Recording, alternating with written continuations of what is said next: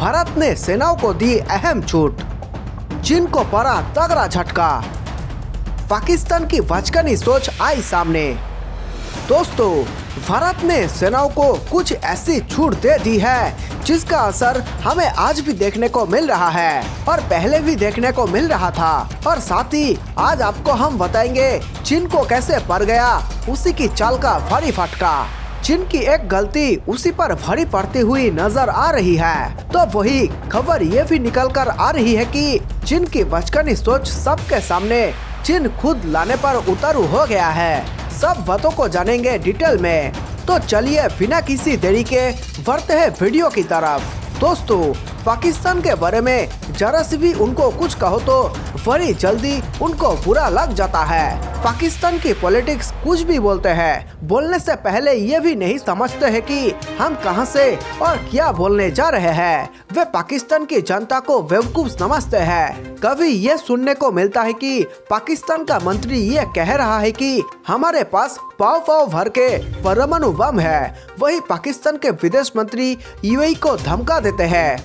लेकिन अभी जो खबर निकल कर आ रही है उसको सुनने के बाद आप हंसी नहीं रोक पाएंगे। उन्होंने बहुत ही मजाकिया तरीके का बयान दे दिया है। ये बयान किसी और ने नहीं दिया है बल्कि पाकिस्तान के एक राजनीतिक इंसान ने दिया है, जिसमें उन्होंने कहा कि भारत के अमित शाह को अभी के जो सीडीएस मुकुंद नरवणे होने वाले हैं वे ज्यादा पसंद है। उसने इतना कहकर अपना मुंह बंद नहीं किया, बल्कि उसने आगे ये भी कहा कि उन्हें पहले वाले सीडीएस विपिन रावत पसंद नहीं थे और मोदी को विपिन रावत पसंद है। साथ ही साथ उसने ये भी बोला कि जैसे ही नए सीडीएस मुकुंद बनेंगे वैसे ही अमित शाह पीएम की कुर्सी नरेंद्र मोदी से खींच लेंगे।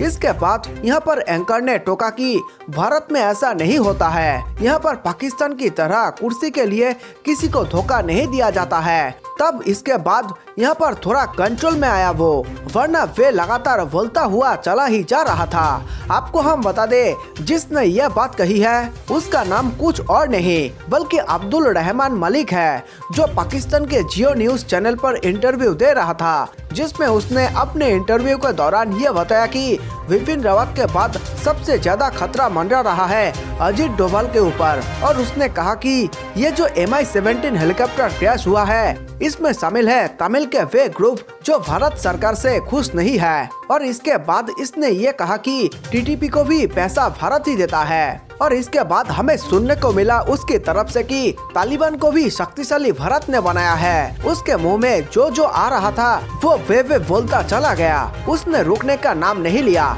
लगातार वे बोलता ही चला जा रहा था। एंकर ने उसको बीच में टोका भी, लेकिन वे रुकने का नाम नहीं ले रहा था। वही दूसरी तरफ तमिलनाडु के लोगों ने जो सम्मान दिया, वीडियो भी वायरल हुई है और वे वीडियो सोशल मीडिया पर आज भी मौजूद है।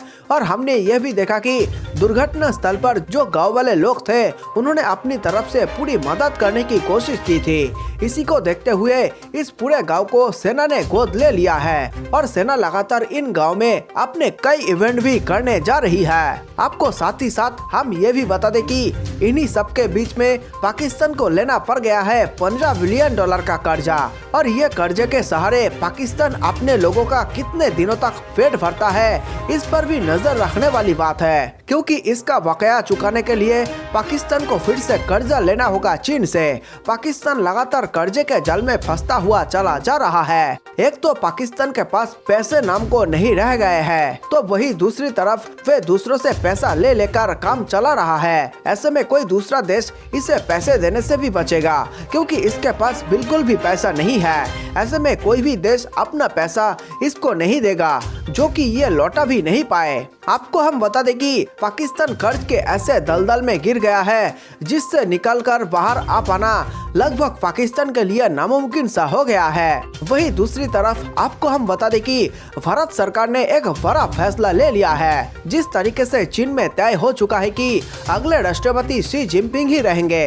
लेकिन चीन के हालात इस समय बहुत ज्यादा खराब हो गए हैं। चीन अपनी ही कंपनियों के लोगों को क्रैकडाउन कर रहा है, अपनी कंपनियों के ही कई लीडर को ये जेल में डाल रहा है, साथ ही सोशल मीडिया पर काम करने वाले लोगों को भी जेल में डाल रहा है।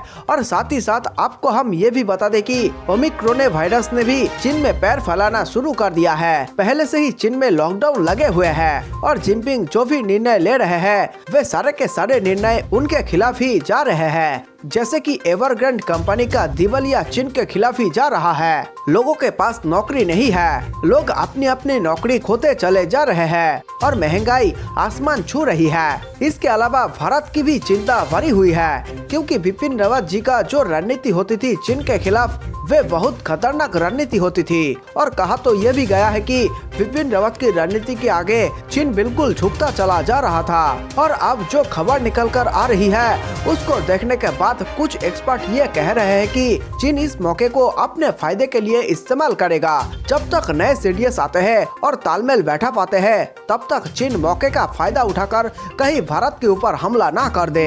आपको हम बता दे, भारत ये बात अच्छे से जानता है कि चीन कुछ भी कर सकता है और वे मौके का फायदा कभी भी नहीं छोड़ता है। इसलिए भारत ने अपनी तरफ से कोई भी कमी नहीं छोड़ रही है, चाहे फिर वे सैनिकों की बात हो या फिर हथियारों की।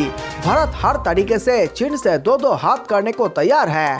आपको हम बता दें कि साथ ही साथ भारत ने एक बड़ा फैसला भी ले लिया है। इसमें भारत ने अपनी थल सेना, वायुसेना और नौसेना तीनों सेनाओं को इमरजेंसी में कोई एक्शन लेना है तो इसके लिए इनके हाथ बंधे हुए नहीं है, बल्कि ये इमरजेंसी सिचुएशन में कोई भी फैसला ले सकते हैं। आपको हम बता दें, भारत सरकार ने इन तीनों सेनाओं को सिर्फ इमरजेंसी सिचुएशन में एक्शन लेने के लिए ही छूट नहीं दी है, बल्कि भारत सरकार ने इनको हथियारों के मामले में भी छूट दे रखी है कि ये किसी भी तरीके का हथियार इस्तेमाल कर सकते हैं और साथ ही साथ ये हथियार भी खरीद सकते हैं। पहले जैसे हथियार खरीदा जाता था उसमें हथियार काफी लंबे प्रोसेस से गुजरता था। इसमें इधर से उधर कई तरीके की फाइल लिया और दिया जाता था, लेकिन भारत सरकार ने ये छूट देकर काफी ज्यादा समय बचा लिया, क्योंकि ये जो प्रोसेस होते हैं इसमें कई कई सालों तक कभी भी हथियार नहीं आ पाता। ऐसे में काफी ज्यादा समय बर्बाद हो जाता है। अब जो खबर निकल कर आ रही है उसमें अब जो हथियारों की खरीद होगी उसको खुद सेना तय करेगी।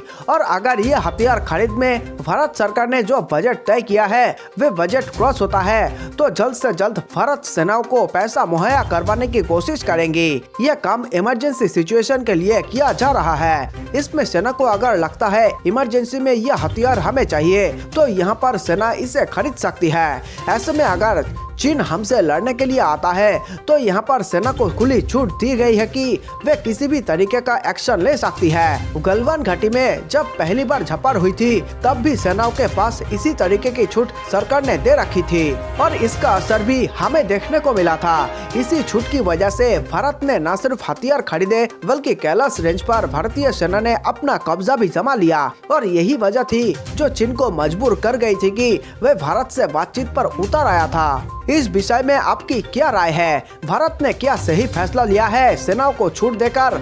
आप हमें नीचे कमेंट बॉक्स में लिखकर बता सकते हैं।